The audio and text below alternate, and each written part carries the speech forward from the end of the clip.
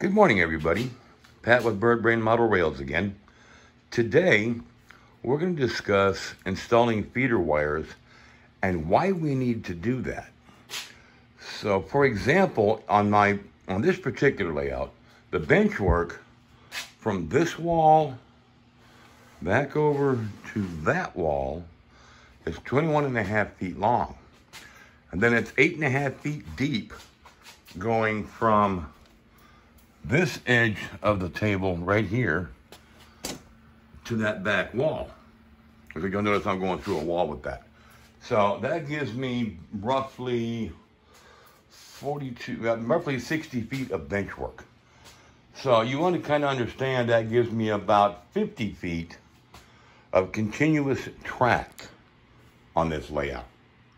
Now, to discuss why we do feeders, instead of using a lot of electrical terms, I'm going to try and keep the explanation simple so that nobody gets confused.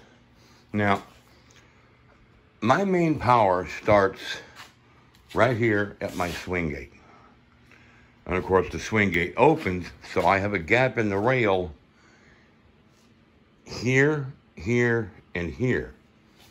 I also have a gap on these three mains. However, this is already jumpered across under the table to run power from here to here. Now, I use Atlas Flex Track for the majority of my main lines. I have a few switches in place and turnouts. But all of my Flex Track has a feeder wire running about every 3 feet. For example, you can see right there,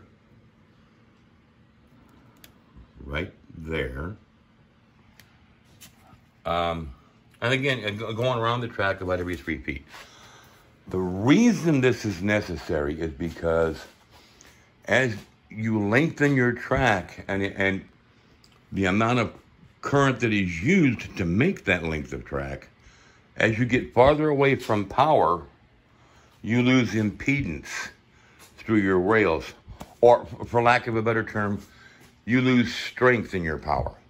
So as your trains are running, when they leave off from main power through here and come around the rail and start going around, they pass that back corner over there and go through there. When you get to about there, that train is going to start to slow down for lack of power.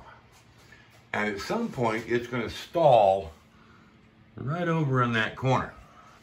So, that's what happens without the feeder wires. Once the feeder wires are installed, it runs nice and continuous, and I'm fixing to show you what I mean by that. If you'll notice, like I said, main power is here. Now, this side right here, this is the end of my line, so to speak, right in here. So I'm going to start that locomotive at the end of my power line. And you'll notice I have feeders sitting right there. Another good thing about those is I installed those before I landscape. So let's look right in here. You can barely see one of those feeder wires once I ballast. So let's fire this train up and give you an idea of what it looks like. So, set. And again, this is at the end of my power line, so to speak. So we're going to fire that up. Get it going. Here's my power coming on. The nice thing is I like to run prototypical speeds, as in not full speed, not fast. Make it look realistic on the layout. Now for this particular segment, I'm using an Aristocraft walk-around train engineer, which I tend to like because I can sit down at my desk and run my trains. But if you'll watch this train go around at slow speeds, as it comes around here, you'll notice that speed is consistent as it travels along that rail and the distance of it, which makes for a nice, smooth operation. Another issue you'll have without power feeders is when you start stalling back there with lack of power, you can damage the motors in your locomotives. And here she comes back around. Nice and steady and smooth. That's what I've got for today, guys. If you enjoyed this video, be sure and hit the like and subscribe buttons. Subscribing will get you notified of additional videos as we upload them. Thanks. Have a great day and God bless.